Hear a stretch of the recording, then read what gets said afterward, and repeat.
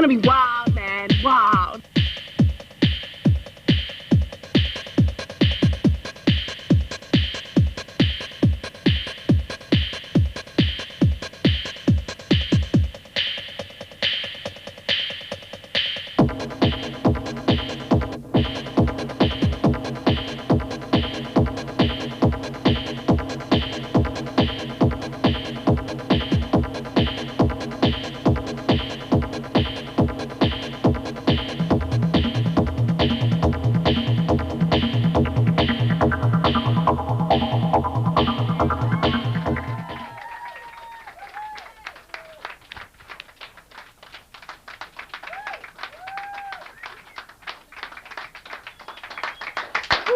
How many people are out there, huh? I think there's about 3,000. No, it's not. It's about 3. Oh, okay. So, big show. Welcome to the show. This is CTV1, as seen live by people in the local area of Redfern, but also seen by the rest of you about 2 hours delayed. But we don't cut it. We don't censor it. We do it live here at the studio. It just has to be sent from here by tape to Channel 31, which you may also be watching. In which case, you're part of the inner Sydney metropolitan inner Sydney metropolitan area who is currently watching CTV1, as seen on Channel 31, and that audience is about to increase. Yes, dramatically. Dramatically. Taryn is the big mouth who just opened her mouth and couldn't wait for me to introduce her. Let us steal the camera for a few seconds. Say hello to Taryn. I said say hello to Taryn, who's in the control room. Doing a great job. Good on you, Taryn.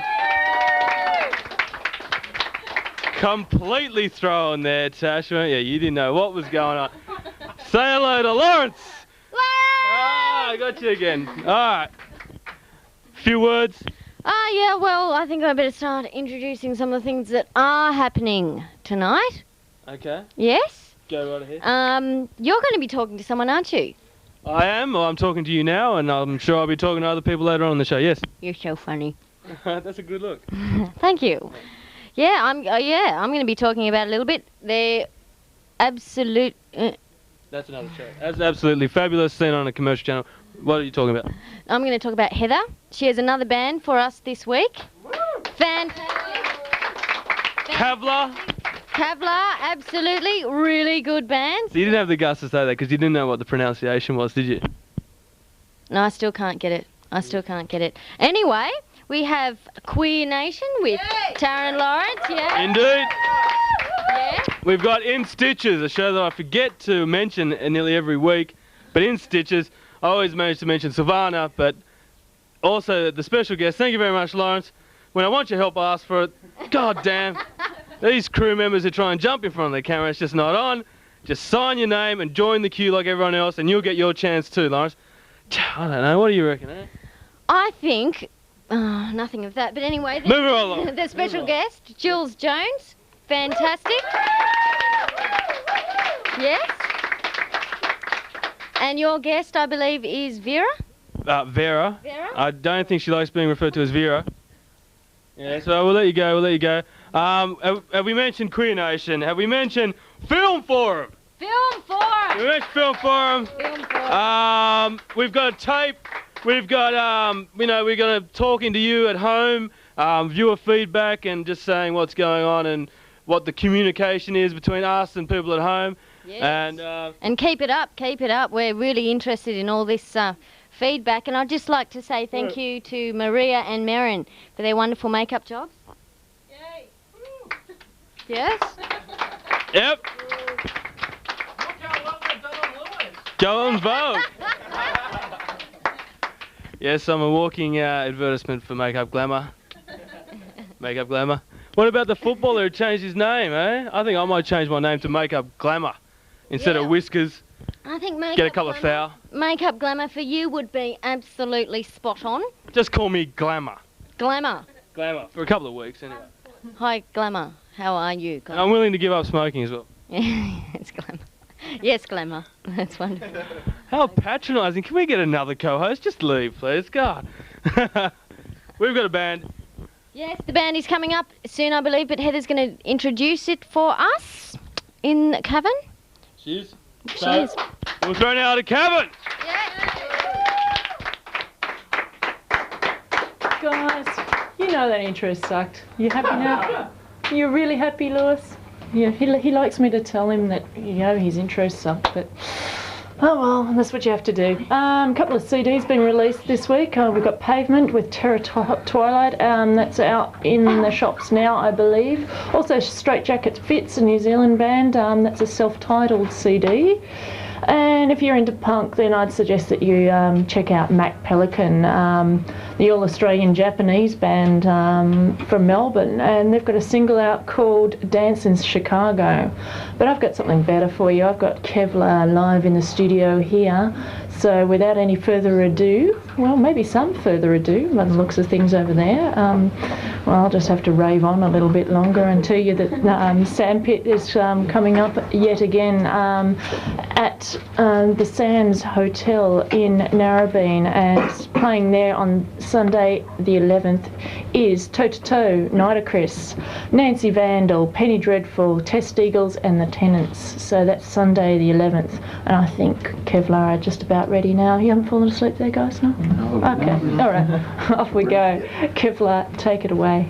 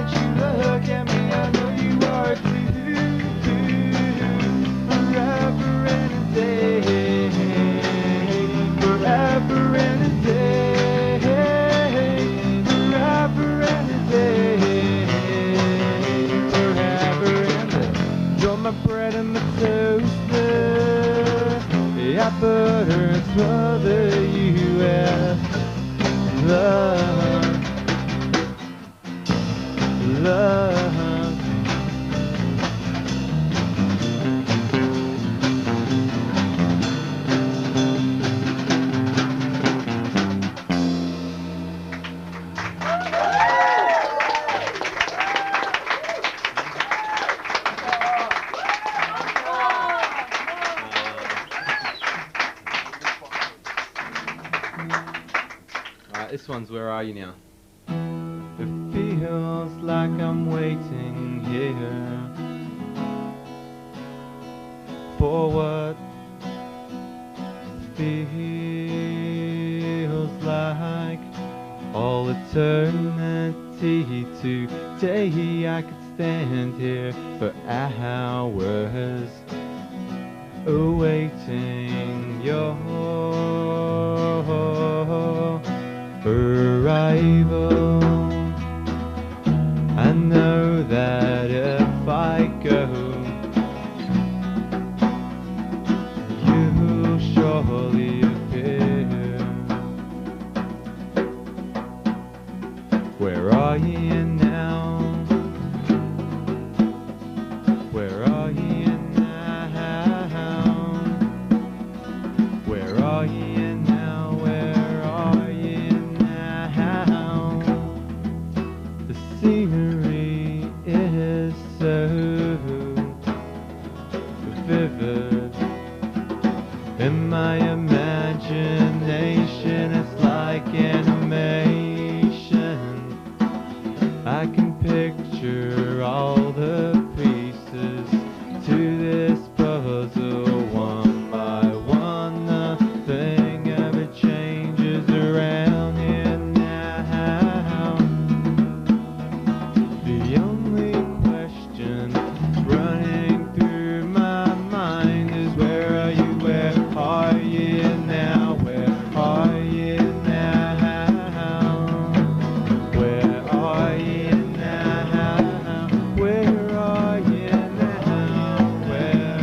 are you now? Where are you now?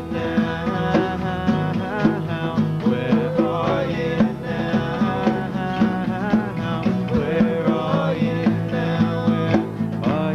now?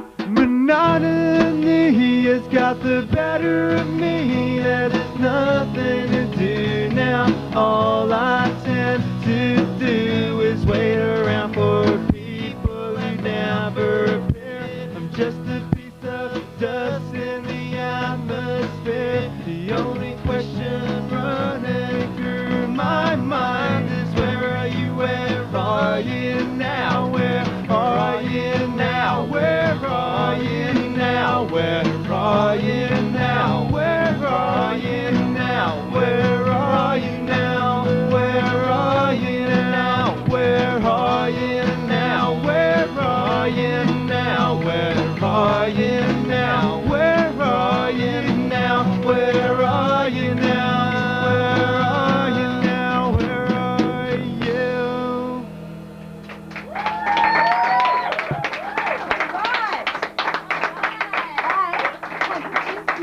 Into the studios here at CTV1 just to catch a glimpse of these guys, Kevlar. They were fantastic, and one of the reasons why I wanted to come down here was to hear them like in the flesh, you know, hear them in the flesh. But because Grafton's Sound apparently are the guys that do all the sound here at CTV1, I was amazed sitting at home watching the TV, heard this great sound, thought I'd come down here and find out who did it. It's Grafton's Sound. They don't only do sound, they also do lighting as well. So if you're planning a huge party or like a dance party, putting some bands on, anything like that, and you want them to sound as good as Kevlar, they've got to be talented first, but also give the guys at Grafton's Sound a call on 9698 7777. That's 9698 7777, and they will attend to all your needs. Also, you can email them, let me get this right, graftons@idx.com. Email them, tell them what you need, they'll get back to you and sort of let you know, give you a bit of a hand. Also, you can go to citysearch.com.au and then search for Grafton Sound. You can also find out, get quotes, they'll let you know what kind of equipment they have, all that kind of stuff. So yeah, if you think that the sound you hear on CTV1 is really good, then call Grafton Sound, they're the guys. As for Lex, again, 9698 7777, because Grafton Sound have been supporting our organisation for a very long time now, and we really appreciate it. They've given us our audio mixer for a very, very low cost, and we thank you very much, because without you we would be a silent show and it wouldn't be very entertaining. We're going to go over to Heather now with guys from Kevlar. Thanks.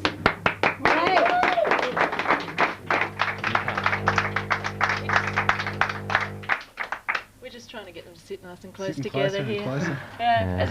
Is it cosy, guys? It's cosy. So Kevlar. Now, I just want to point out that I've got this red skirt on tonight, and my friend tells me that it's lurex.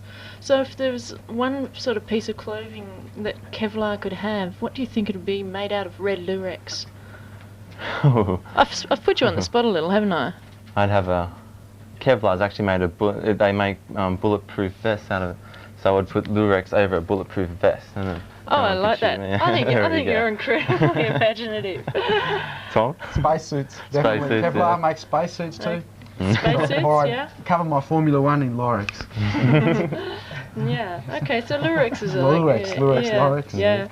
Okay. Do you want to introduce yourselves? Who have we got here? Anthony. Anthony. Hi. Tom. Do you want to introduce the rest of the band? The rest of the band, yes. Tell us who else is in the band. Dave the bass player and Ali the drummer. Dave the bass player, Ali the drummer, and also the violinist. And the violinist, that's right. Yeah. Slash violinist. Yeah. So what made you incorporate violin into Kevlar? He can play. He can play? He can play well, so why yeah. not? Yeah. So how long have Kevlar been going now? Officially since about June '98. We've just been sort of trying to Have you got a definite date for that? Like everyone's birthday seems to be in June. June '98. Yeah, so you're kind of like having a birthday for Kevlar right now? We had our 50th gig. I suppose that was a bit of a birthday for us. 50th gig? So 50 gigs in a year. So you must have been playing roughly once a fortnight, yeah? Once a week. Once a week. Once a week. Yep, sometimes a couple of times. Yeah, you're right. My brain's in the wok. So what sort of things are you influenced by? Who do you really like?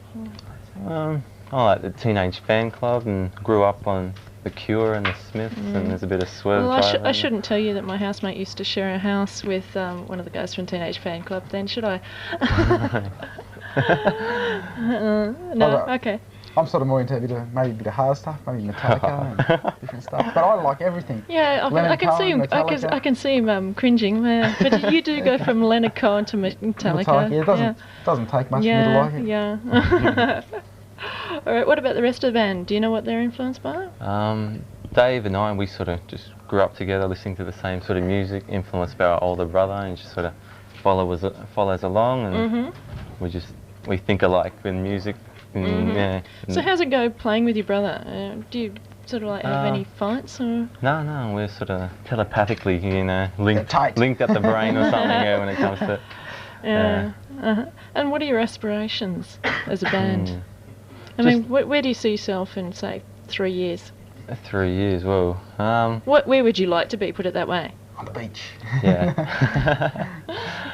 Tom, where would you like to be in 3 years? So you're going to play on the beach? We'd like to get big gigs. We like playing live gigs. We get a bit of a kick out of the gigs. It's good to go out.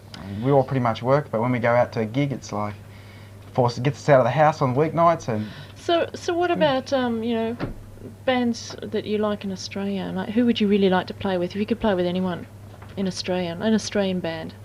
I'm interested in Australian bands. Kevlar are an Australian band after all, aren't they? I think You Or My. You Or My? Would be I my would say pick. more Midnight Oil. Midnight Oil. Ooh, yeah. I think we could start a bit of an argument here. So why in You particular? and I supported by Midnight Oil, or vice versa. Yeah, why Midnight Oil? Oh, they're just good. Yeah. Peter Garrett's good. The whole band's good. Favourite album? Don't really have a favourite album of theirs, but I saw Favourite song? Not really either. I just like them there. I saw them live once, and they just were spinning a huge wheel with about hundreds of songs and just playing one, and bang, and everyone was loving it. So. Spin a song. And You Or My? You Am I, favourite album, probably Sound As Ever. Mhm. Yeah, back to their older sort of stuff and more rockier. Right. Yeah. Raw sort of sounding. Yeah, and they material. do a couple of covers, don't they? I mean, like there's Yeah, they went 50s for a while. and 60s, sort of, yeah, 60s, actually. 50s. Yeah. Got the hairdos Easy and everything. Beats Yeah, and that sort of thing. Now, there's a big 60s wave going through music in Sydney at the moment. Have you noticed that?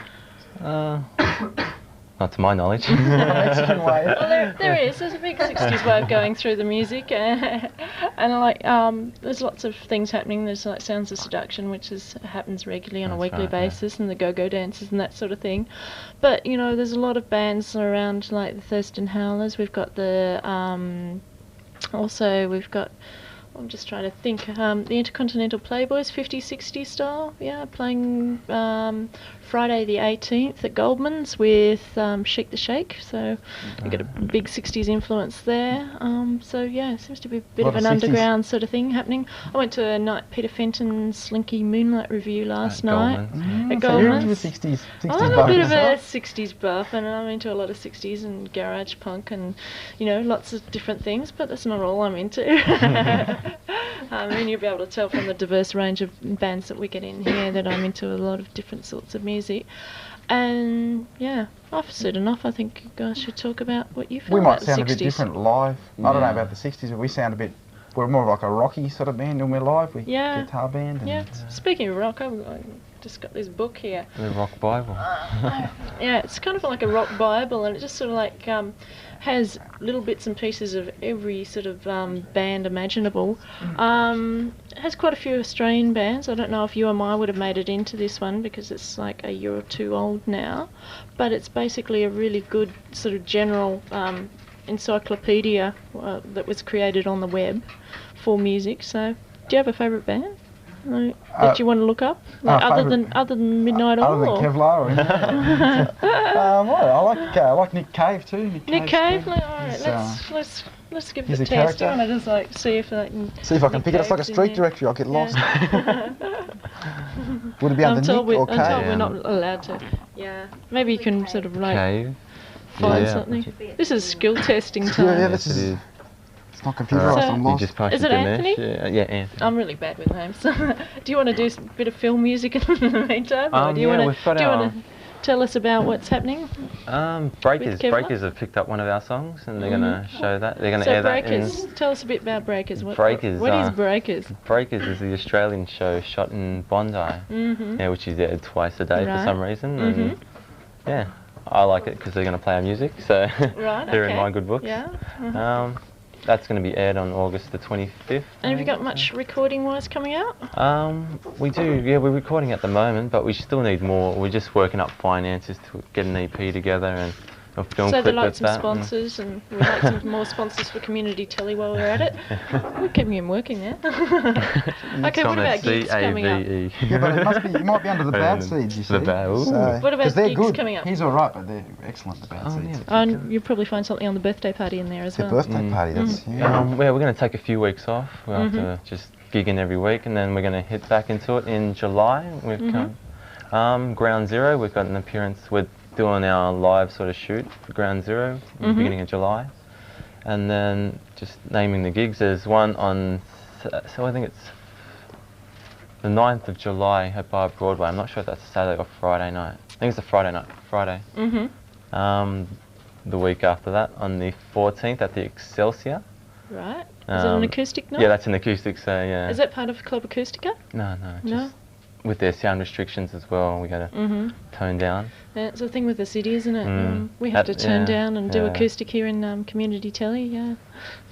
The Collector Tavern on the 15th of July, that's a Thursday I don't think he's night. going too well there with finding Nick Cave. I'm looking for birthday parties and everything. Find lots of other stuff. We'll have a though. lucky dip. Black Flag. Yeah. Black Flag. Judas Priest, oh, there you eh? go. Okay, well, Judas just read us a snippet there, would you? From Judas No, Priest. no, it's no, on Judas now. Priest, go something else. Choose one at random, like Choose the, one at random. What's that Chinese book where they pick the? Mm-hmm. Oh, the I Ching. Ching. That's it. Oh, there we go. Okay. There you go. Dun, dun, dun. What do we have? Nectar. Oh, no, Nectar. Isn't that- Nectar. I've never heard of Nectar. Shall we just go Flip again. flip again? Yeah. What have we got? Sisters of Mercy. Oh my goodness. We got all sorts of All things. sorts of weird.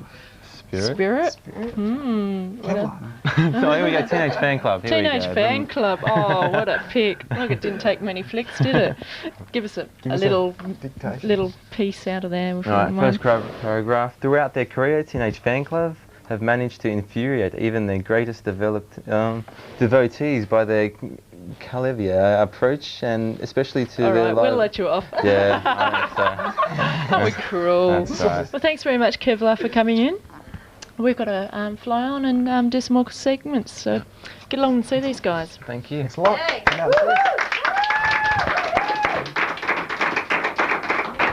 Thank you very much, thank you very much. Enough. We're here, we're talking about some of the viewers. And tonight, on 60 Seconds about our viewers, Don. I'm not a viewer, I'm on the show, Lewis. What are you talking about? Oh my God, what's going on here? Now, Don, you may or may not have heard that we had a certain person ring up and basically trash your segment last week. Trash my segment? Yes. Really? Which in itself is not a crime. Well, and no, not in yet, fact, but, in fact, completely understandable. We're hoping to pass some laws about that real soon.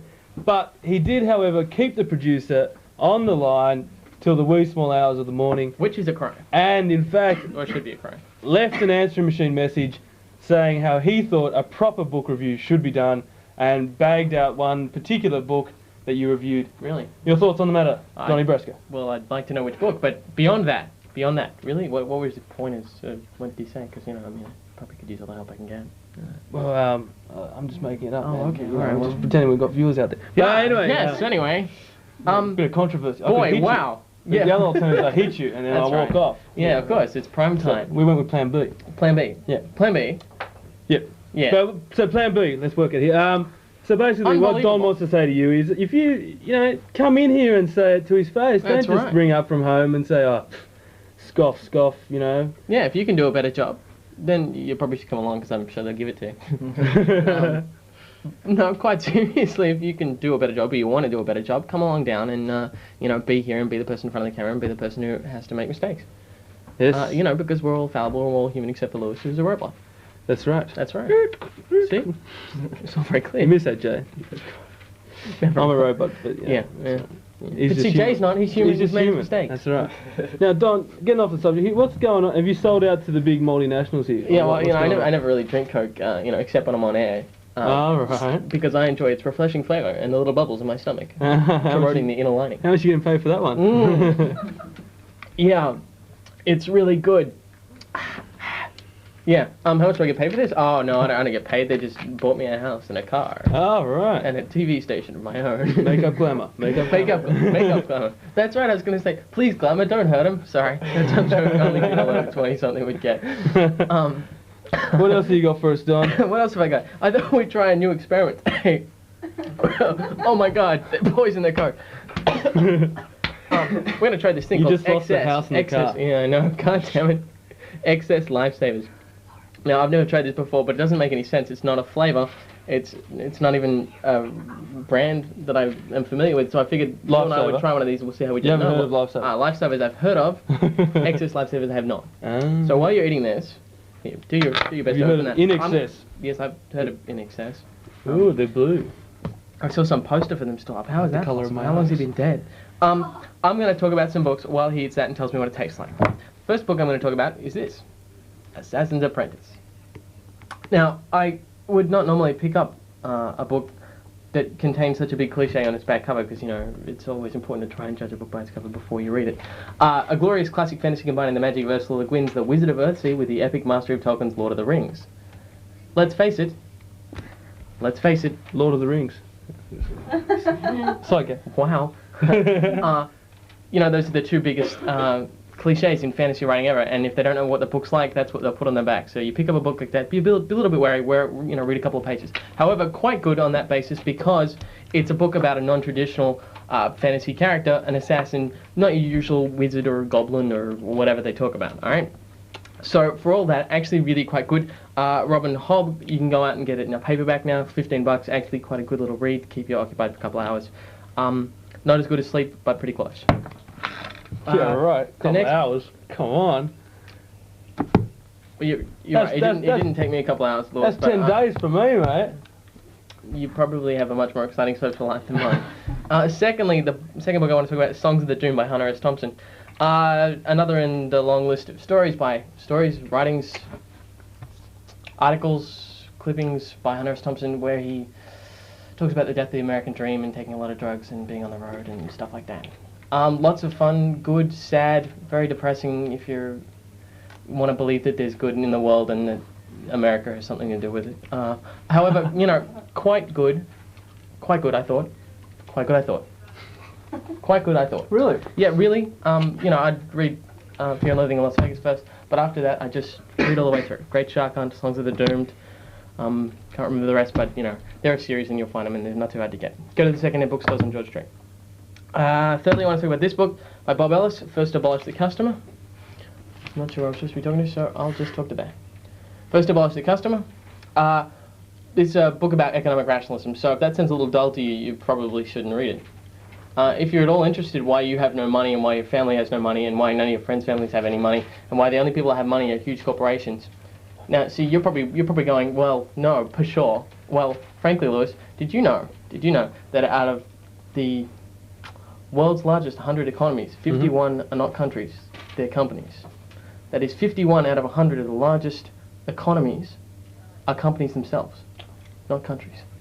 True story. And that's where all your money's going. It's going to a company who will downsize you, kick you out of job, and you'll be a no-job bum, no-money bum. And that guy had the nerve to criticise you, Don. Oh, he should be ashamed. Well, if I find him, Lewis, I know you will, man. Queensbury rules, my friend. That's it. And the last book I'd like to talk about is this. Now, I'm sure we're all very familiar with this story. A long time ago in a galaxy far, far away. A long time ago in a galaxy far, far away, a book was written. And it actually begins another galaxy, another time, so obviously there's been a little creative embellishment here. It goes through a whole bunch of other stuff. For instance, did you know that the Wookiee, what's the Wookiee's name? Chewbacca. Chewie. He's supposed to be like a couple of 100 years old, apparently, according to the book. Ah, the younger version's the Ewok. Really? Yeah, there's the little kid. No, Lois. I'm just throwing that in there to confuse the viewers. But the truth is, you read the book and it's actually a little bit different and a little bit more interesting. So try and go out and dig up a copy because, wow. Anyway, this is the original edition, so it's quite cool. 76. So this book's older than I am. Wow, unbelievable. What does it taste like, Willis? Yeah, it's all right, but it took me about half an hour to get the foil off. Well, I think we should send that message clearly to lifesavers. I think so. Fix the foil. Less foil. Fix the foil. Because foil ain't oils. It's awful. You reckon? It's really awful. Now we have to all-time low for the night then. All-time low for my show. No, it's really good having you on. Really good having you on. Ring him up. I'd just like to finish with the... The hands? I really have anything to finish with. Maybe I'll have some Coke or something. Did you want to say anything? What's the last book you read? Well, Coke would certainly pep you up, wouldn't it, Don? Well, yes, Coke is good for me, and my children, and my economy. It's like liquid gold. That's awful. What was the last book you read? And was it good? Last book, it was a Nicolas Cage biography. Oh, good? No, not particularly. You've been told. Go out and write a good Nicolas Cage autobiography. Biography. Yes, Nicholas. Go and write a good autobiography. Go and write a good biography and good luck. I'll tell you what, a good book that just came to my mind was Z for Zachariah. Have you read that book? Yes, I did. Many years ago. The crowd goes crazy. The crowd goes crazy though. Whoa! Wow. Finally a book they know what we're talking about. That's where you've been going wrong, Don. You've been pitching up here, man. You got to start, with the golden books, man. Mr. Bumpy, Mr. Jumpy, and all that. Dr. Seuss. All right. The McDonald's books, Yeah, you're right. Well, before we get that low, let's just leave them alone for a bit. See, that's what the viewer ringing up was complaining about. Yeah. We're gonna cross to In Stitches now. We're gonna cross to In Stitches, and thank you for another week. Build it up there. In Stitches.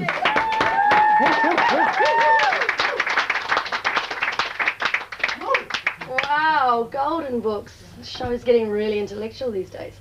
I've got something to reveal to you first. Last week was Colourful Shirts Week. This week, a few of us have decided it's Colourful Skirts. So here's my contribution. Woo-hoo, and you'll be seeing some more colourful skirts as the show goes on. Now tonight I've got a guest who I'm lucky enough to do comedy with at East Village on Wednesday nights, which is in the corner of Palmer and Liverpool Streets of Darlinghurst. Her name is Jules Jones, and she's very, very funny, so could you give her a warm welcome?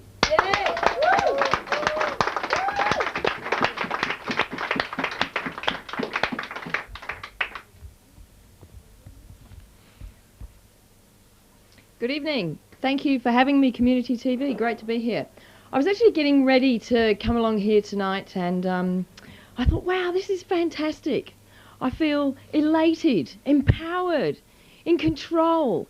I am a rider at the gates of dawn, and I take no prisoners. And then I looked in the mirror and I thought, does my bum look big in this? And I mean, it's a sad fact, isn't it, that, you know, here we are in the 90s and we females are still living in fear of the C word. Cellulite. I'm sure that it'll actually say on my tombstone, does my bum look big in this? I mean, if you're out there looking for your pound of flesh, guys, I can tell you, I'm sitting in it. But I'm very glad to be here tonight, because if I actually wasn't here this evening, I'd probably be at home myself watching the television. And one thing, it's really great to see community TV happening, because basically what we're watching on the commercial channels at the moment is crap. Have you noticed how many lifestyle shows there are out there? Have you seen the lifestyle shows? I mean, we've got people telling us where to invest our money. We've got people telling us where to go on holiday. People telling us how to decorate our houses. We've even got people telling us how to decorate someone else's house. Have you seen that one where they swap? Yeah, I don't mind what colour you paint it as long as it's not red. And guess what colour they paint it? You know, we've even had Totty telling us how to have sex. I mean, it's pretty sad, isn't it, when you think about it? There's got to be a lot of lifestyle deficient people out there.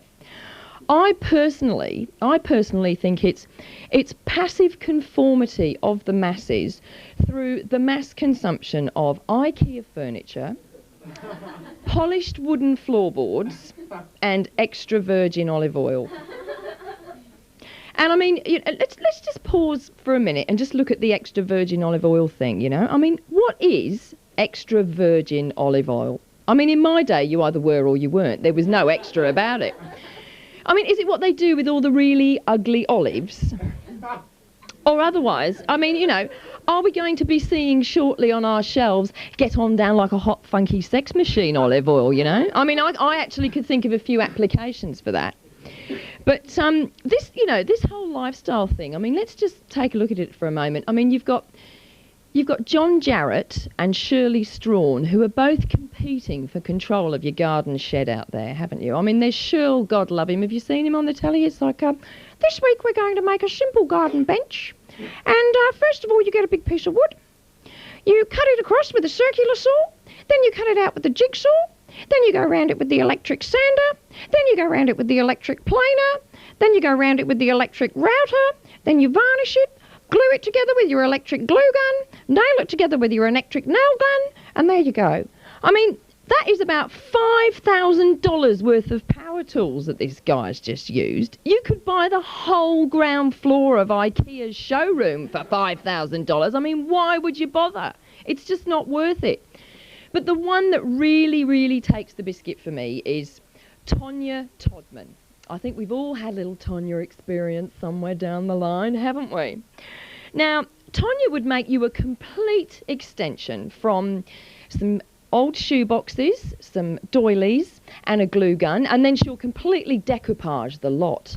I've actually seen Tonya make a complete festive Christmas table setting out of the backs of some old cereal boxes, some empty cat food tins, and some brightly coloured Christmas wrap.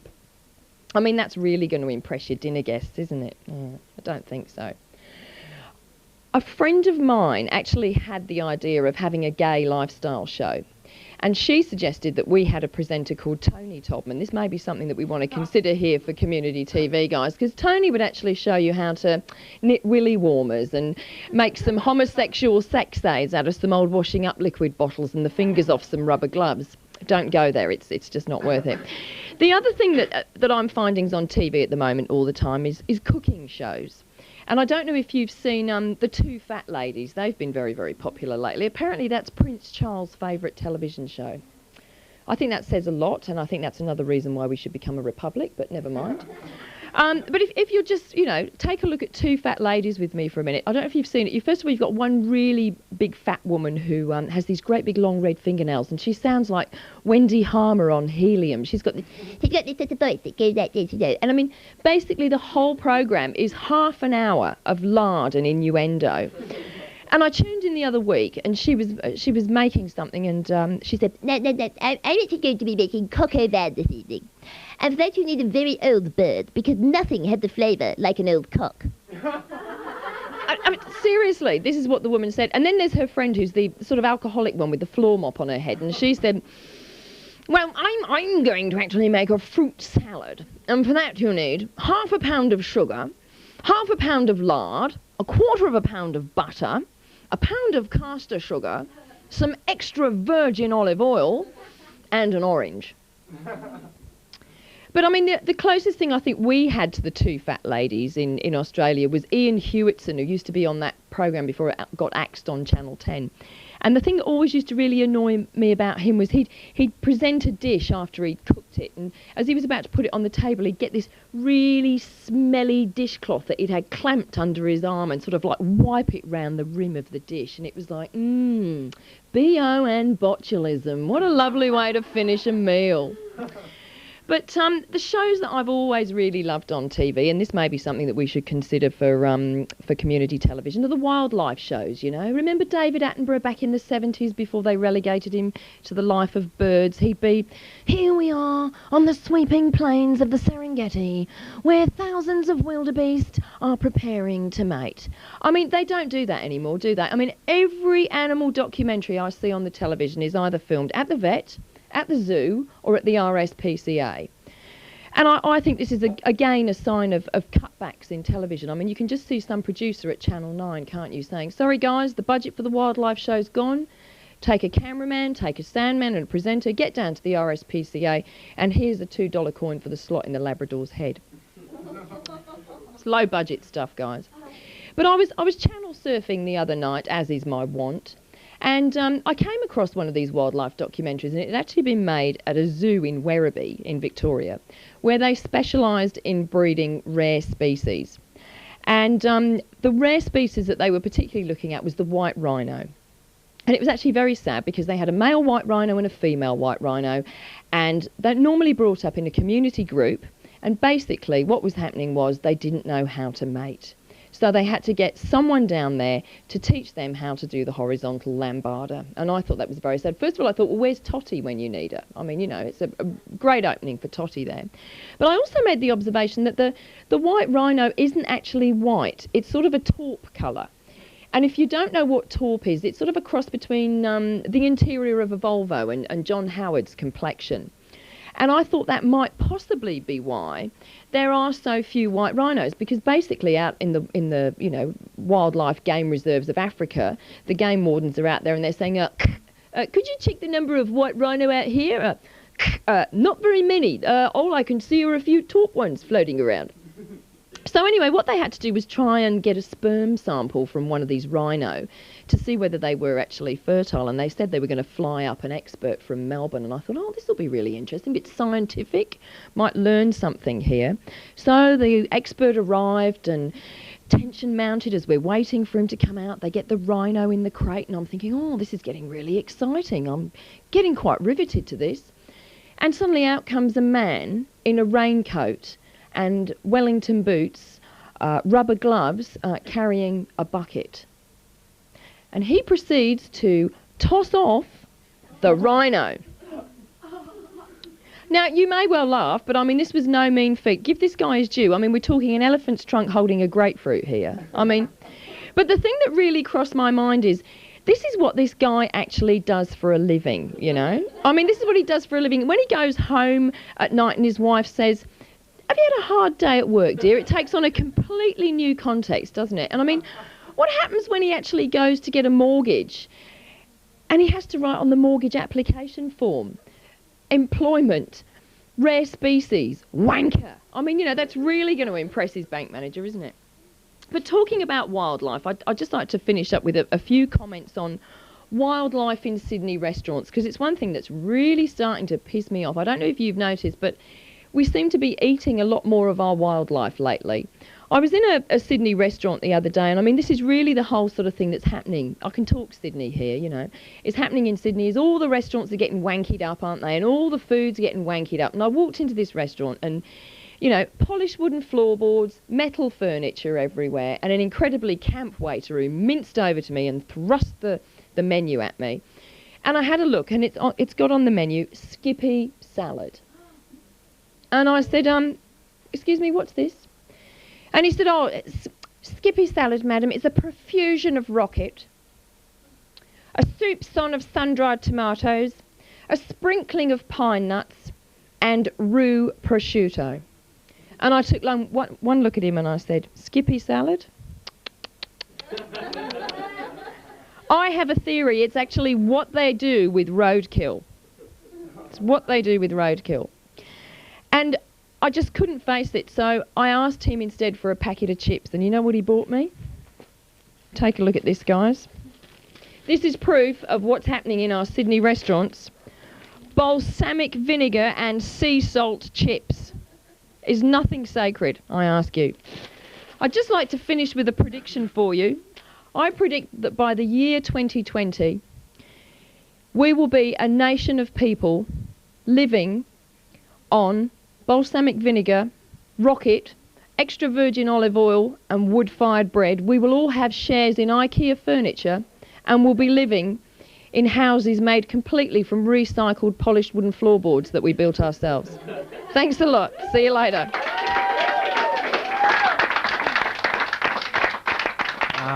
Excellent. We can only dream, we can only dream.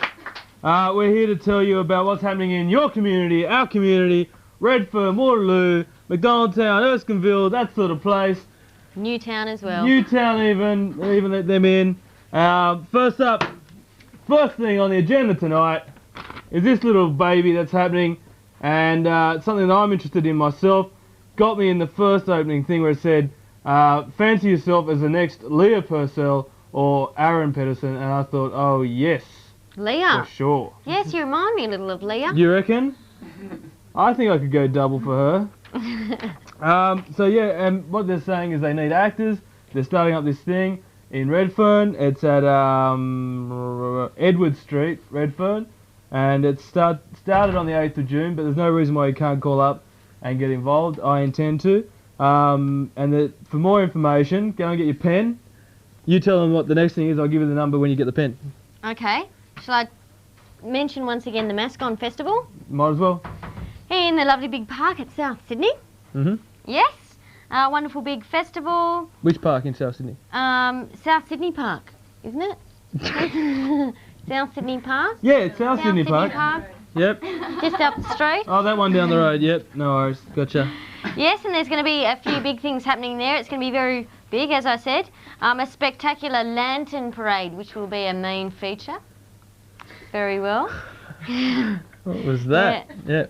Yeah, there will be a big lantern parade. Lantern, good, good. Yeah. Can never be enough lanterns in the world. Yeah, if you wish to find out anything more, but you probably just go down there on the 31st of July, but if you want to find out anything more, 9319 5488, and your number for the actors is Edna, or Enda, yeah, Enda. On 97986 141, or Kevin on 969 83087. Okie dokie. I think there's a joke going on here somewhere. There's a joke going on over there. I will find out. What else have we got going on? One thing I'd just like to mention was mentioned on Sexpression a little while ago. And that little pamphlet on our lots of different youth services, lots and lots and lots of youth services, assault, disability, alcohol, drug, blah, blah, blah. But I'll put up the little main one here, which I find is really good because I would have really liked something like this when I was younger myself. Just call this number, 131114, if you feel like you just want to have a chat, have a talk, you know, get something off your chest. Sometimes we all get a bit, you know, a bit full on with everything that we're trying to think about all at once, you know. So yeah, give it a call. There's also another number, 1800 55 1800. Both 24 hours, both free calls, so you can just pop on down to the phone box if you want some privacy or anything like that. But very good suggestion there. Absolutely. Also, if you want to have a chat, just give us a call here at 9698 2968. We're more than happy to take your call and listen all night while you tell us your problems. Give us a call, 9698 2968. Also, another thing I noticed. Yeah, what did you notice? Mr. Garrett here. We have Mr. Garrett. Mm-hmm. Yes, he has this thing on the St. James Church at... It's already been. It's already been? It's already been. We're here to say it was good. And had you gone along, you two, like us, would have enjoyed a night of good entertainment.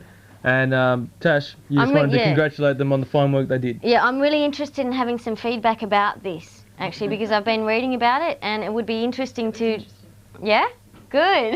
We've got some feedback over here. Yeah. Good. Thanks, Heather. Yeah, and there was some music played and so forth afterwards, so if anyone else out there has got some details on that sort of thing, it would be great. And also, we're here to listen to you. If you've got anything going on in the community, give us a call. Or send the stuff in to us here, and we'll also give it a wrap like we have here tonight. But other than that, we've got a video coming up for your enjoyment. We'll be back after the break with a whole second half. You can't believe there's more, but there is. Watch the video. We'll be back in about 3 or 4 minutes. Bye.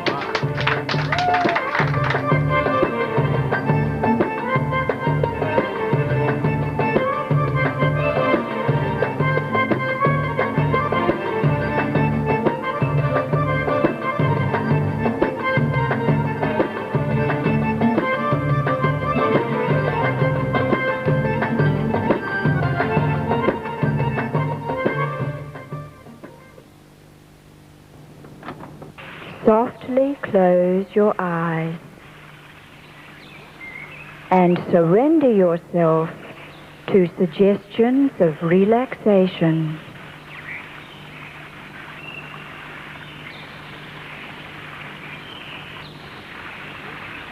Begin by breathing deeply.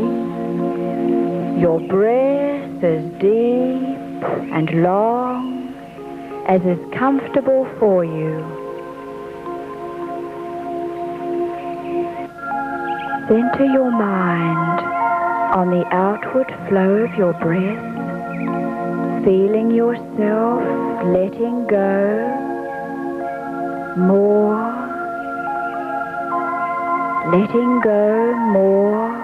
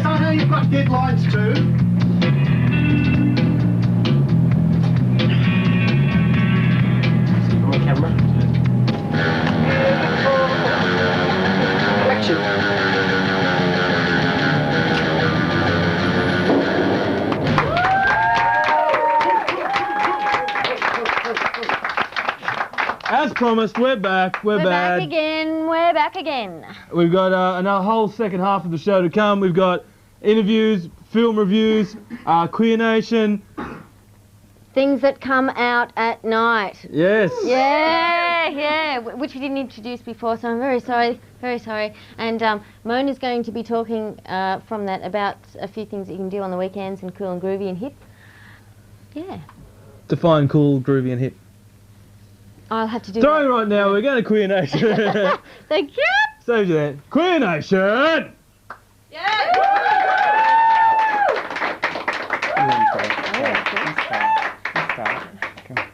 Welcome to Queer Nation. We're back again for another segment, and I've got a few little things from Taryn's part. What? Yeah, I've got these photos, Taryn. Don't tell me you don't know about them. They're my photos. Yeah, I know. I have been through your photo album. Last segment that we came on, we had Kirsten Ashby, who was a friend of Taryn from Balcombe Hills, and we heard about her little altercation that they had in Year 8 over a guy who I've completely lost it now. Well, too bad. Anyway, moving on. They had a fight over a guy, and I have two photos here, two very interesting photos from Taryn's past. One of the photos is actually involves Taryn and the ex-co-host of Queer Nation, Gabrielle Palmer. And if I could just show that He's also to my ex. the camera. That one just there. If I'll just make that one out. This is Gab, and this is Taryn. Right? Okay, now I'm not going to say anything. I'm just letting the picture speak for itself. And then we have another photo here, and this is of myself and Taryn at her 21st. The camera caught us off guard. I naturally pose like this, right? And Taryn, as you can see, coming in from the right. There we can see it. Yeah, lips pouted. Laurence, I've also got Coming some in for a nasty pat. photos of you. Right then, let's just leave that alone. Moving on. Moving on. Thanks very much. It's all right, Taryn. I can always rely on Laurence to embarrass me. Not as much as they did last week or 2 weeks ago. 2 weeks ago. Hand in Hand is tomorrow night. Yes, it is. I don't. Which is, in case you don't realise, that's organised through Pride. And that's like the mid-year party. We've got to have a party every 3 months. And yes, and so there'll be recoveries going on Sunday night. There'll be a recovery at Envy for the girls. There'll be no doubt. Reading. You're not even reading it. You're just looking at that. Yeah, no doubt. There'll and be for the boys, there'll be something at Midnight Shift. Midnight Shift. Classy Linda's. venue that it is. I'm not saying anything bad about the Midnight Shift. Just a little disclaimer there. But anyway, no, I often hang out there. Yeah, he does. Dobbing yourself in. And there's also one at, what's that one in the city? Sublime. Sublime, yes, definitely. Well informed. Anyway, because I'm not going, I don't care. And there is also a dance party, Frisky, the official recovery party. Is it? Where's that? That's at the Metro. And if you don't have tickets, too bad, because it'll be sold out. It's all sold out. I'm sure you can get tickets to the recoveries though, but you'll have to get up on Sunday morning, or if you're still up, you're just going to have to go on to the venue and buy them, I'm sure. And I'm not paying any attention to that because I don't care. I'm going to walk up. Anyway. That's an interesting weekend. Any gay bars down there? Speaking of anti-vilification, yes, that's what we're going on to. Yeah, Gradual progression from Wagga to anti-vilification. There's relevance there. I've been doing my research for TAFE, and I came across the anti-vilification law and the explanation for it. The anti-vilification law against homosexuals, and that started on the 3rd of March 1994, so I'm a bit behind the times. However, I did find prepared, aren't you? I did find it amusing. Can you listen to this? I'm sorry. Thank you. The new law makes it illegal, well, the law that's been going for 5 years now, in New South Wales for people to commit public acts which encourage others to hate us, have serious contempt for us, or severely ridicule us on the basis of our sexuality. However, moving on. That's good. That's Okay, good. that's good. That's good. That's good. Moving on. Public acts include things such as speaking, writing, abusing someone in public, telecasting, wearing clothes featuring homophobic logos or messages, waving flags, placing stickers on cars and writing graffiti. It must be possible for these acts to be seen or heard or read by others. Otherwise, they aren't public. Or, moving on. The public acts of vilification won't be illegal if they are done reasonably and in good faith for academic, artistic, scientific, religious instruction or research purposes or other purposes in the public interest. In other words, Laurence, do you know what that means? That covers everyone. That's homophobic. Yeah. I mean, and furthermore, what's said in Parliament religious people aren't can't be taken as homophobic. vilification. What's said from the pulpit, which is church or something, isn't it? Yeah, that's the church. Can't be seen as vilification, which you can only say allows people such as our favourite Revy Freddie, Niall, to get up and have his go. Pauline Hanson, because she's cool. And the new introduction to Australia, the bloody KKK. Because they're all political groups, right? Or they're all formations. And Well, basically, this anti-vilification law doesn't protect anyone but homophobes, and it's disgusting. That's true. So I just thought I'd bring that in and point it out, and it also means that anti-vilification laws that are put in place on the basis of race or sex probably have the same rules in them, which, allows churches to push down women as far as they can go, as some churches do, but not all churches. I'm just citing Reverend Fred Niall.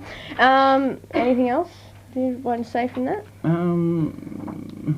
That's pretty contradictory when it says that it is an anti-vilification law, and it basically protects everyone who wants to be homophobic towards us, and in particular Reverend Fred Nile, who we don't really like, and that basically gives him the right to say whatever he likes, and that's probably one of the people who...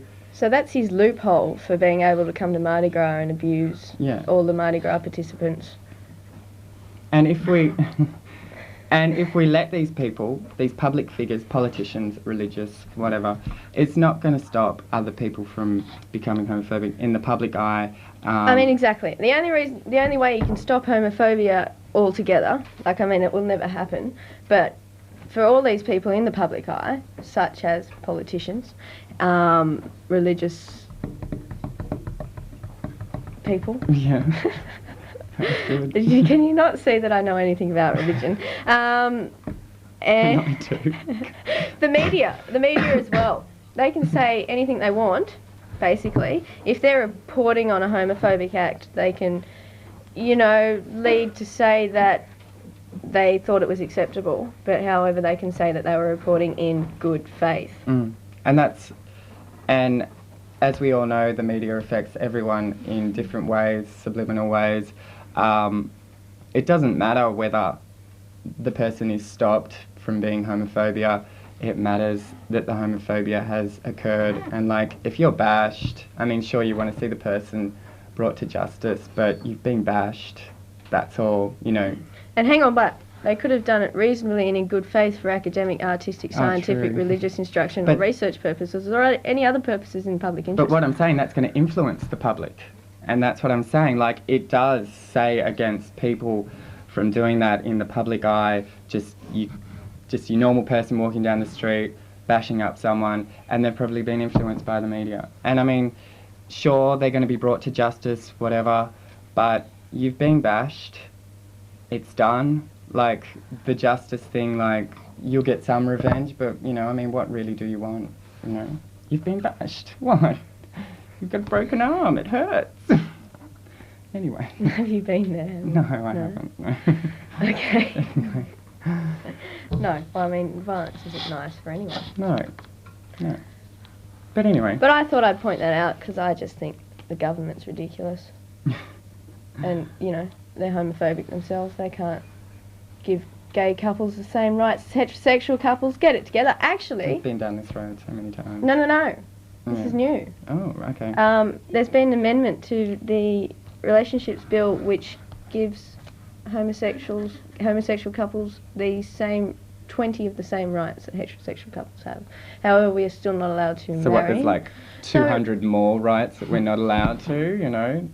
That's probably it, like we can... No, that's basically it. However, we're still not recognised as de facto, or we're still not allowed to get married. And the only people... The only people that disagreed with it in Parliament, even the Liberal Party went for it. One Nation didn't. Oh, why? Reverend Fred Nile didn't. And the Shooters Party didn't. But everyone else voted for it. There's some positive feedback. The Shooters Party, that's not going to make me feel really safe walking down the street. Yeah. Shooters Party's homophobic. Great! Okay, that's it for us. I think that is. Thank you. Let's not bag the Shooters Party anymore. We live at... No, never mind. Have a good fortnight, and we'll see you in a fortnight. If you're going to Hand in Hand, have a good time, be safe, all that sort of stuff. Yeah. Thank you. Have a great long weekend. Bye.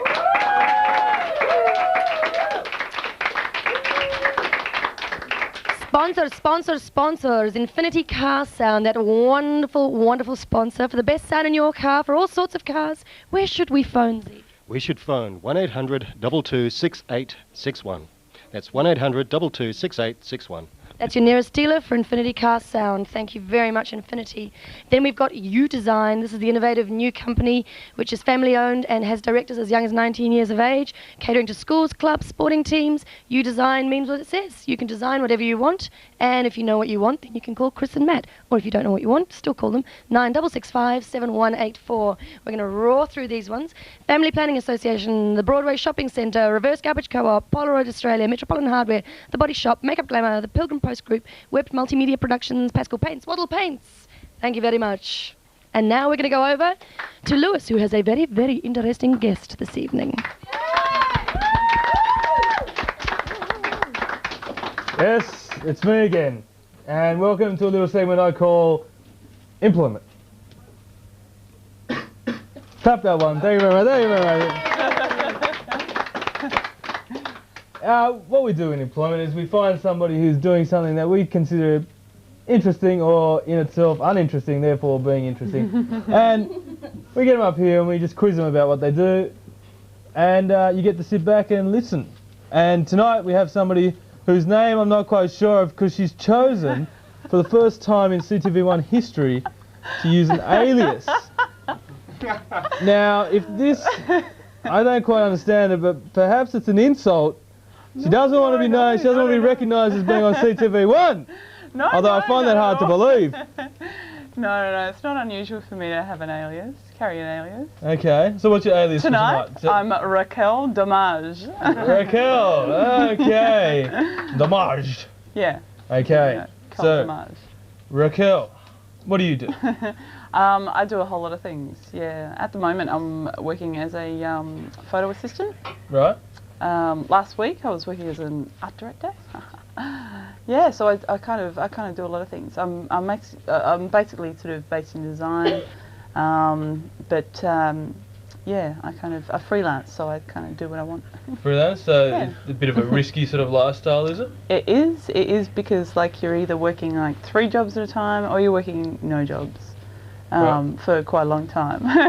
Sure. And yeah. So what's your? Are you enjoying what you're doing at the moment, or? Yeah, boring? I love it. Yeah, I love it. Yeah. I love it. It's, you know, high stress but high kind of satisfaction as well, so, you know. So give us a rundown on what you actually do in these jobs. Okay. Like you said you're a photography assistant. Yeah. Does that mean you pose for a photographer? Well, whatever they want, basically. You know, you're a assistant, you do whatever. Right. But, yeah, no, at the moment I hire myself out to photographers, and at the moment we're working mainly in the studio doing commercial stuff. So what sort of catalogs, we do fashion, we do product, we do yeah, whatever. So what's the recent job that some of the viewers might have seen that you assisted on? I don't know. Is it stuff that's out there on billboards and things like that? Or? No. Magazines? No, we wish. That kind of stuff falls into advertising, which is like, which you get paid a lot more for. Okay, so yeah, I mean they're the kind of clients that we try to track down. But next week we're doing location for 2 weeks, which is pretty nice because the client's flying us up to Cairns, so we get to look around and that's yeah, and yeah, I mean it's pretty stressy and all. So what is the product that you're producing then? The product is for it's for a fashion catalogue. Yeah, and it's a UK company, so they want kind of sunny, beachy. The weather's too crap in UK for them to. Are they laughing at me? No, they're not laughing. Okay.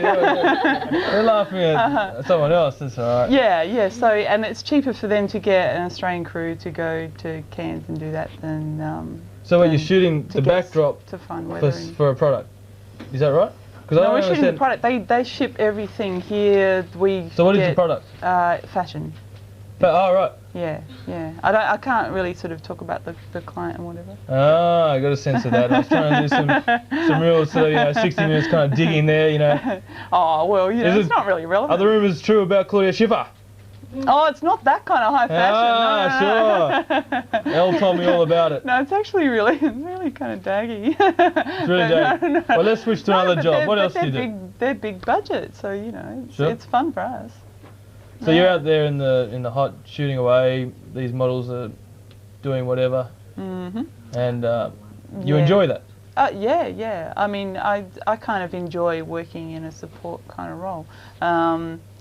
The photographer I'm working with at the moment is really trying to encourage me to be a photographer, and I shoot sometimes, but it's just not my thing. It's just I mean, yeah, it is, but it's a bit too high responsibility for me. I like kind of taking care of the person that carries the responsibility more so. So what does that involve? Like running to get a sandwich, holding an umbrella? Sometimes, yep. Whole spectrum? It's in making sure that all the equipment's there working. I've got to be responsible for all the film that we shoot, so anything goes missing, you know, I kind of get beaten over the head for it. No. Really? No. Is that true? Abuse? No. Well, I think we're onto something here, viewers. Basically. Abuse. Basically, let's go into abuse. Job to just not stuff up, not let anything go wrong, because the photographer's just carrying too much other kind of. They got to think about too much to be worrying about all the little things. So the assistant has to take care of all the little things. And on got to make sure film's always loaded. You got to make sure, you know, everyone's where they're supposed to be. Yeah. And on the occasion that you do make the odd mistake, have you ever been beaten for that, or? No. Just strongly reprimanded? No, or? I'm kind of good at grovelling. Have they ever made you cry? No. Okay. No. So what else do you do? No. Well, you know, okay. I'll relate you a little story. We had to test some film for another shoot that we were doing the following week. Mm-hmm. Really urgent, like the time frame was just, we had a day to kind of get the film sorted. And so we had to find a model last minute, find a location. Got there, everything's cool and groovy, go to take the shot, camera doesn't work. Didn't Your bring... fault. No. Well, I don't know, maybe. Do you have to like check the cameras and everything to make sure? Well, yeah, it was working fine before we... I swear it was fine. No, anyhow, but it's just... I mean, that stuff happens. Stuff just happens. Yeah. Losing light, camera's not working, got to go back to the studio, get another camera. The bill's jump ticking in the car, over. And I the smashed car's the not car. working. I backed the car into this pole. It's like in front of everyone. I'm so embarrassed. I'm like, and I just pretended it didn't happen and kept driving.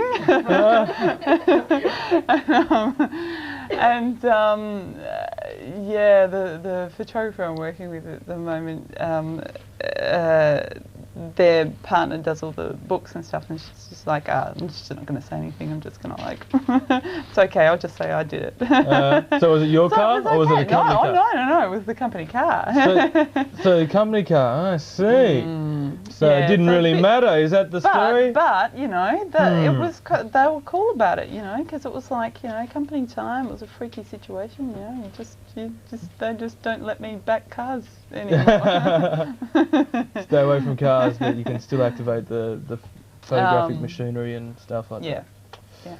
All right. Well, thanks for coming in and giving us a bit of an insight into the life of I don't know if it tells you anything about employment.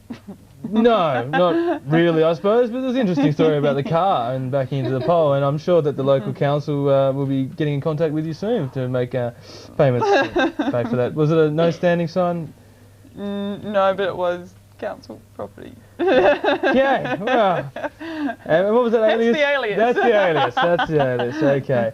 Well, that's been employment for this week. Thank you for coming in. Oh, thank you. And let's go now to our next segment, which is things that come out after dark. Let's go now.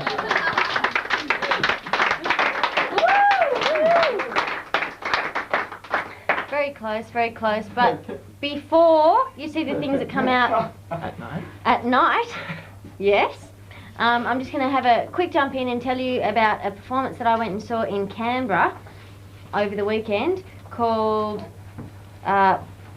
Perspicacity, and I'll just show you quickly there.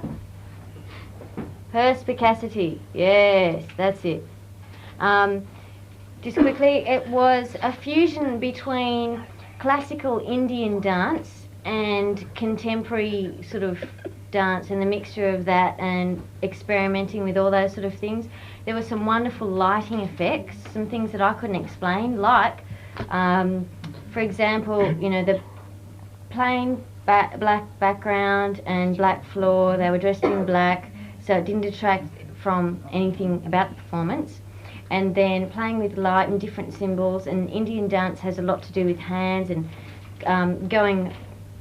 not stopping at the hands. Like a lot of dance, you see shapely hands and it's very finished at the hands, but this just keeps on going, and it's like there's a scarf attached to the fingers of the people's hands. And also standing at the back, having a light shine on them, and instead of their shadow behind them being bigger, the shadow was actually smaller. And I couldn't explain that. I don't know how they managed to do that, but I thought that was fantastic. The two people performing were Arun Munoz, if I've got it right, and a lady called Rakini, and in conjunction with a fellow called Kimo Venonen, who did the music. And I asked a few questions about how it all came together. It was all very interesting. It was done through the Choreographic Centre in Canberra, and it was done on a full Arts Australia grant, which was very nice to hear that the Arts Australia Council is funding dance, because it's not very easy to get that sort of thing, especially for dance. And you have to be in the industry for 500 years and done this and have something up your arm this long and blah, blah, blah. But yeah, it was very good to see that some people got like a different aspect of dance funded by the government, and thank you very much for that. And now I'll pass you on to Jay and Bindi, things that come out after dark, I believe. At night. At night. Again, we might have to change them. At night. Things that come out at night. Thank you. Thank you very much. Thank you very much. Things that come out at night is a segment. We're talking to you about clubs and music in nocturnal Sydney, bands as well, but we haven't actually done any bands yet. Not yet. However, first to give, a lot of you may not know the scene very well, or it may appear to be very new to you. It's actually been quite a progression over a couple of decades, really, of modern music. And Bindi is going to tell you all about that progression. Yes, we're sort of going back into the past, like a little time warp. We just wanted to give you a bit of a hit list back in early 80s, because that's sort of where the whole dance scene sort of boomed at one point. Names such as Boo Boo and Mace, otherwise known as Itchy and Scratchy. We're talking Black Box, we're talking CNC Music Factory, Frankie Knuckles, Vanilla Ice. You know, M People. I know some of these names are old, but basically people in modern society have taken bits and pieces from all of these guys, Cameo, Word Up, and basically, yeah, revolutionised it and turned it into some of the music that we're going to review now. Yeah. We've got CDs from Central Station Records, who's very generously... where's it located? Located 46 Oxford Street, Darlinghurst. Yep. Thank you, dance music specialists. And they can get you tickets to a lot of the best parties on in town, and they've got clothes down there as well, and yeah, a whole lot of stuff actually. I think they've got electronic equipment as well. So go straight to them for your dance music needs. And we've got a couple of CDs for you here now that have just hit the streets. That's right. First one I wanted to talk to you about is old school versus new school. Basically, this is a combination of rap, hip hop, funky beats, reggae, and trance, all combined into one. Basically, the title does sum it up. I mean, it takes you through the old stuff, including some of the names I've mentioned, and through the new stuff. So that is definitely one to check out. While we're on the subject, Basement Jacks. Again, a compilation of sort of high energy vocals, drum and bass, trance and Latin, a lot of sort of Latin influence in this, basic house music, and then sort of really heavy muffled sounds, and and that's Basement Jack's, also a club in the UK that features drum and bass nights. So one to check out if you're travelling as well. Excellent, excellent. And our third and final CD is Cassius. This is basically a kind of the new breed of disco house, but a really, really, really good example of it. It's got the deep rolling bass lines, it's excellent to hear in a club, and it's got that general happy vibe, which is always good to hear on the dance floor. Yep. And this is another example as well of how worldwide this scene is too. It's originated in the UK, it's spread across to America. These people are French, and there'd been no word from France. The whole clubbing thing was going on there, coming across from England, and then suddenly all these pioneers started producing this music. There's Cassius. There's Daft Punk, there's the French band Air. And it's developed its whole new little segment in the whole dance music thing, and this is an excellent example of it, so go for it. This is the single, and I believe they've got an album out as well. They do. Yep. So down to Central Station Records if you want to grab any of those things, or a much wider release as well, most places of the city, Sandy's Music and DY as well, I think. I'd like to tell you as well about a club night I went to last night. It was at the Soho Bar in King's Cross, which I'd never actually been to, and it was a little bit suspicious, but I have to admit it was excellent. It beautiful interior and everything, and these amazing picture windows that you get the city skyline, which I think is always excellent when you're on a night out, to actually have some sense of where you are, not just in a little black box. And it was DJ Nervous playing with the Cosmic Rhythm Society, and there were all these guys spread out in front of the DJ box with their different bongos, and there was like a golden egg going off, and they had this strange thing of like there'd be a couple of tracks played, and then the tracks would fade out, and these guys would go crazy on the bongos, and it was funny because it seemed like the dance floor seemed to fill up a lot more when the bongos were actually playing, because you can just go crazy. It's that whole tribal kind of thing. It wasn't a massive crowd, it's not a massive place, or the bit we were in anyway wasn't that massive, but just really good fun, like really cruisy, and yeah, some crazy dancing in there. So head on a Thursday night, it's called Bong On, I think. DJ, yeah. Bang on, bong on. Bang on, whatever pleases you. But that's, yeah, DJ Nervous and the Cosmic Rhythm Society, so check that out if you're not already going to High Times at the Underground, which is the other Thursday night staple, which I think is excellent. And it's always good to have that combination of, I mean, I know DJs are live music, but the bongo element, it sort of brings a whole new feel to where you are. Well, they're very much linked together, that's the thing. Like, a lot of people criticise dance music as being so electronic, but I mean, that's where it all came from. It came from just, you know, simple drums and things like that. So it's good to get back to the roots as it is, I suppose. That's right. Do you want to do your classification of opera versus dance music? What one was that? The one that the one, okay. Okay, just let me remember what I was saying. Okay, people who love opera, and I don't actually know anyone personally who does, but I like it.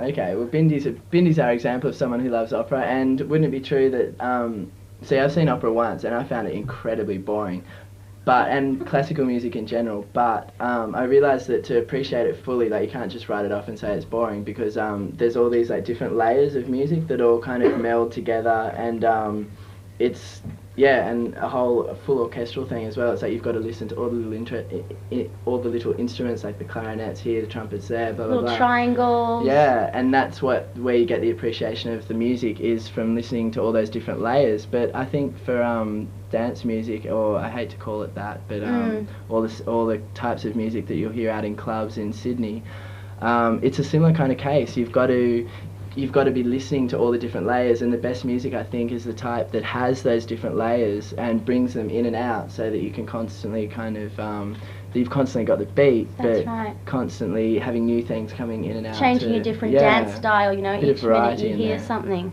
Yeah. Very quickly, we've got a couple of things to talk about that are on this weekend. This is we talked about this last week. This is Queen's Birthday long weekend. Stateside on tonight, which if you're watching this now, go to it. Please go to it. It's meant to be amazing. I think this is his only show in this visit, and everyone has raved about the last time he was here. But I think it's also meant to be a sellout. Tickets on sale at the door tonight. There's no pre-sales.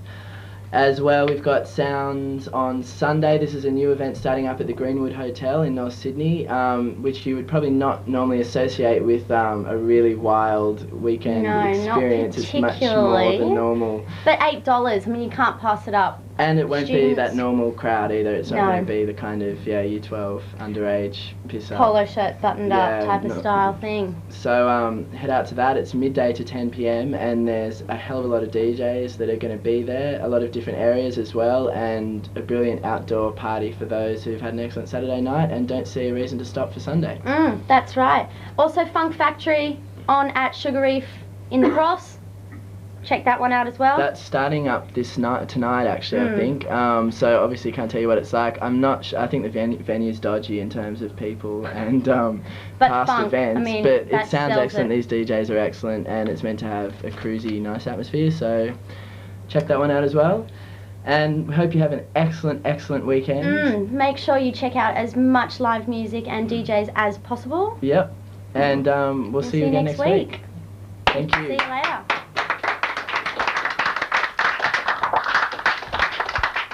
Can you see these? Before we start, I just have to introduce you to my shoes. These are my shoes, they're not yet named. If you have a name for them, ring me up and tell me.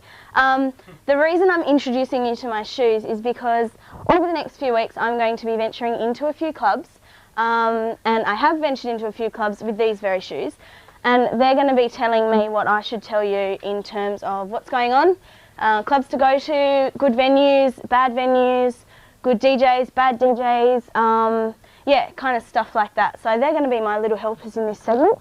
What I'm going to tell you about tonight is a few of the clubs that I have been to and a couple that I'm going to this weekend, over the long weekend.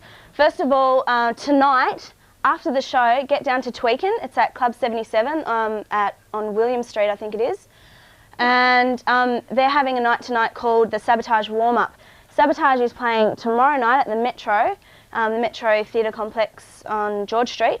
Tonight is the Sabotage warm-up because I think it's Ken Cloud and Sugar Ray are playing at Tweakin'.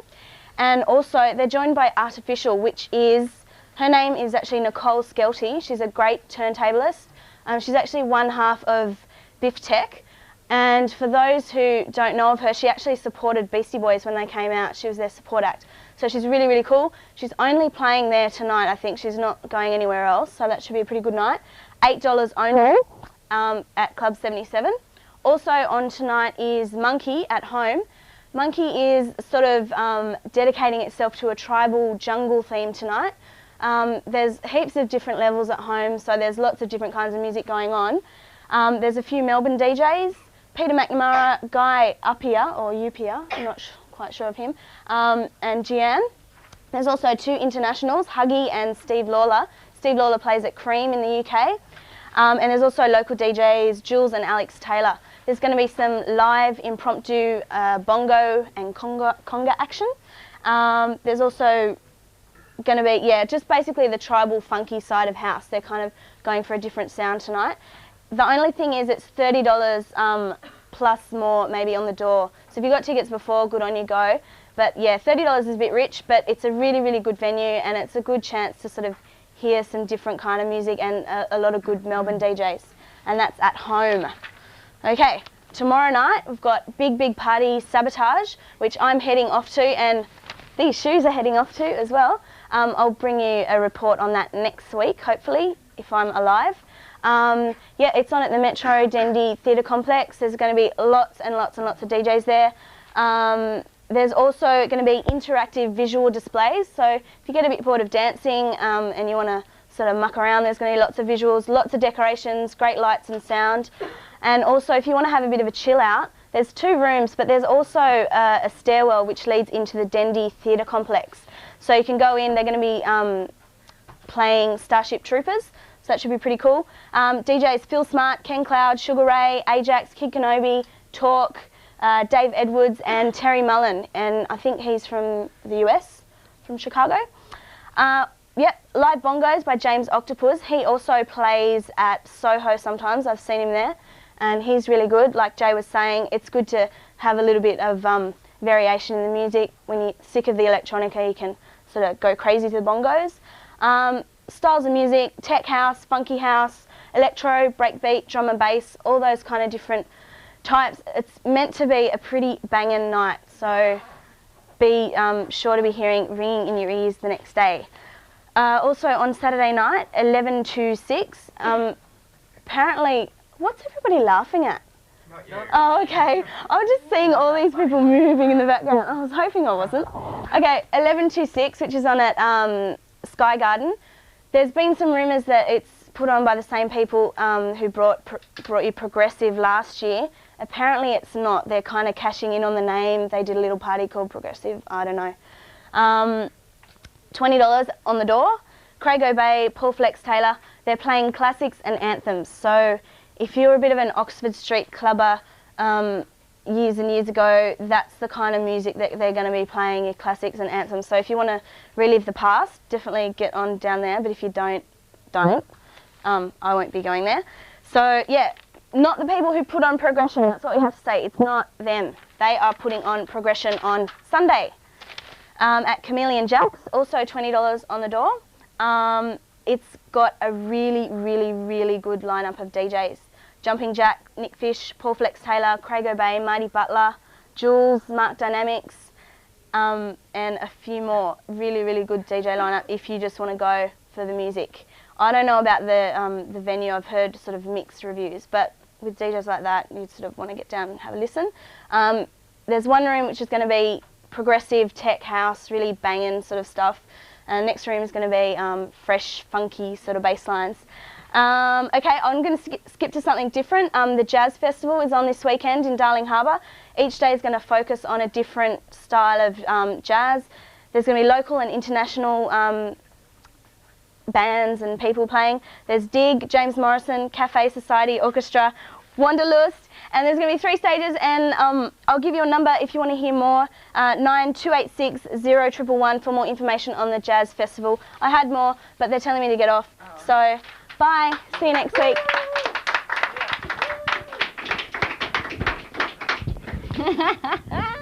Thank you very much.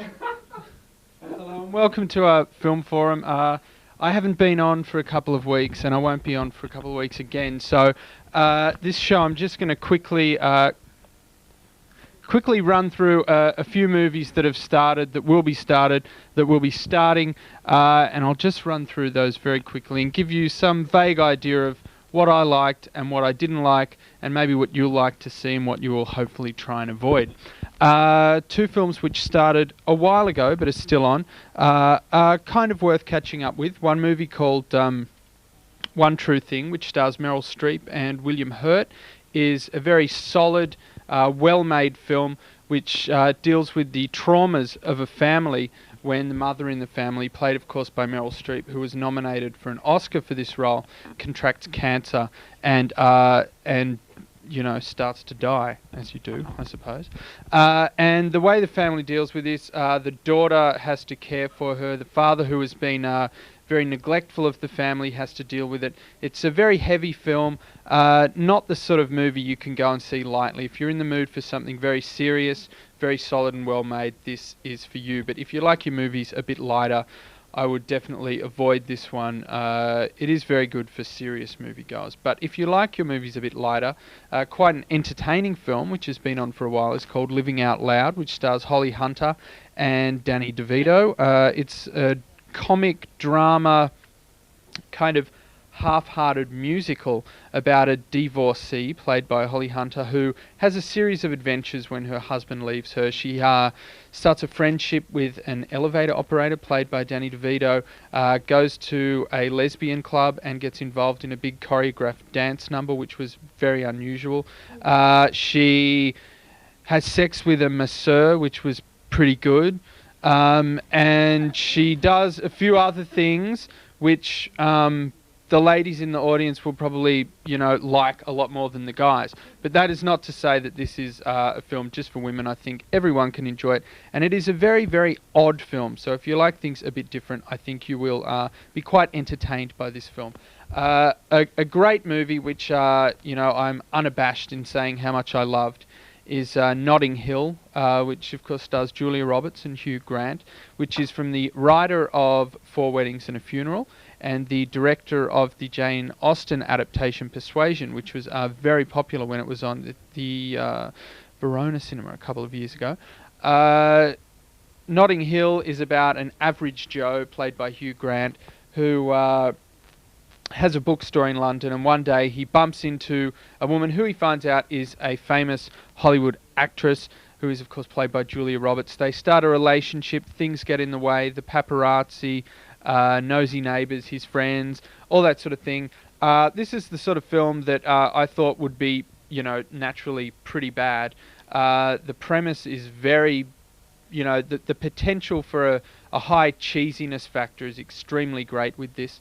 So I was very worried about the film. But I love Julia Roberts, particularly when she has straight hair, and I like Hugh Grant as well, and I like funny British people with weird teeth, and there's lots of them in this film.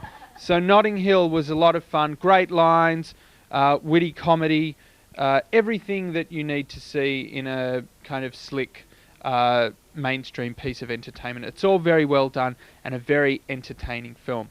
A film which wasn't so entertaining, however, is a movie. I'm talking about 75,000 movies tonight. I'm going crazy.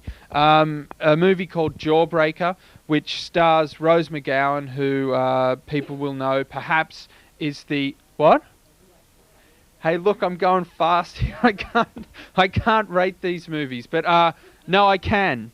Can I do this really quick? Notting Hill, $12.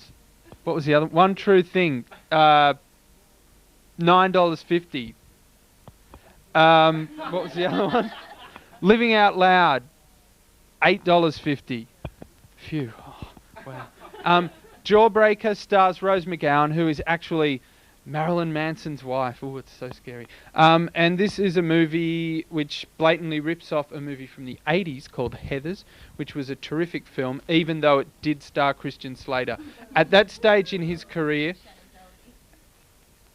Yes, it did too, that's right. Shannon Doherty, but I never hated Brenda. I always liked her, so it didn't bother me. But Christian Slater was in it. He had more hair then. He was better looking. His Jack Nicholson impersonation was better. Winona Ryder was in it before she kind of went soft and made Little Women and stuff. But Jawbreaker rips off Heathers. It's about three bitchy high school girls who accidentally kill one of their friends. It's witnessed by the school nerd, and they give her a makeover, and she joins the gang, and it's all very, very crap.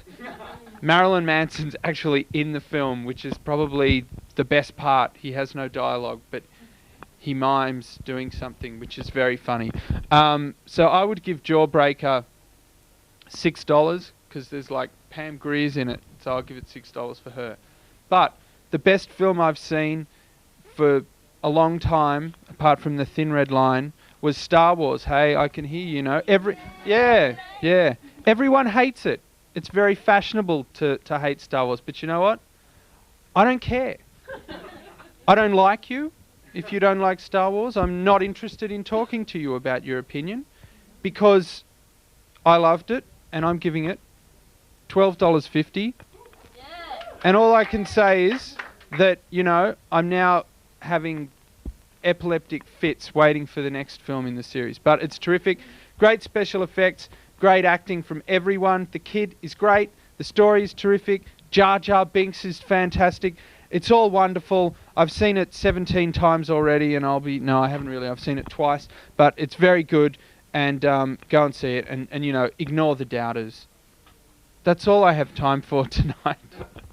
I will be back sometime soon to talk about probably about 1/6 of the movies I spoke about tonight. But check them out. There's a lot of good things screening at the cinema, and if you want to find out about them, read this magazine. It's fantastic. The film reviews are superb. But that's all for tonight. But hopefully I'll see you again soon, and enjoy your movie going. Thank you very much. Taryn, Film Forum. Fantastic. I'll have to agree with you there on Star Wars. Yeah. This is the end of the show. Thank you very much for everyone that has contributed and put in their wonderful segments and informative and everything. Yes, indeed. Thank you, Tash. Thank you, myself. Thank you, Maurice. Anytime, Thank you, I Glamour. might come in next week. Yes, just call me Glamour. Next week, more segments, film forum, odds and bookends, comedy, makeup artists, witty conversation, interviews. Everything. More crew, more cameramen, all that sort of stuff. Another dance segment, Queer Nation perhaps. The list goes on. On and on and on forever, and thank you very much to everyone, and thank you to the band. It was Kevlar, wonderful, excellent. Yeah. Thank you, everybody. Next week.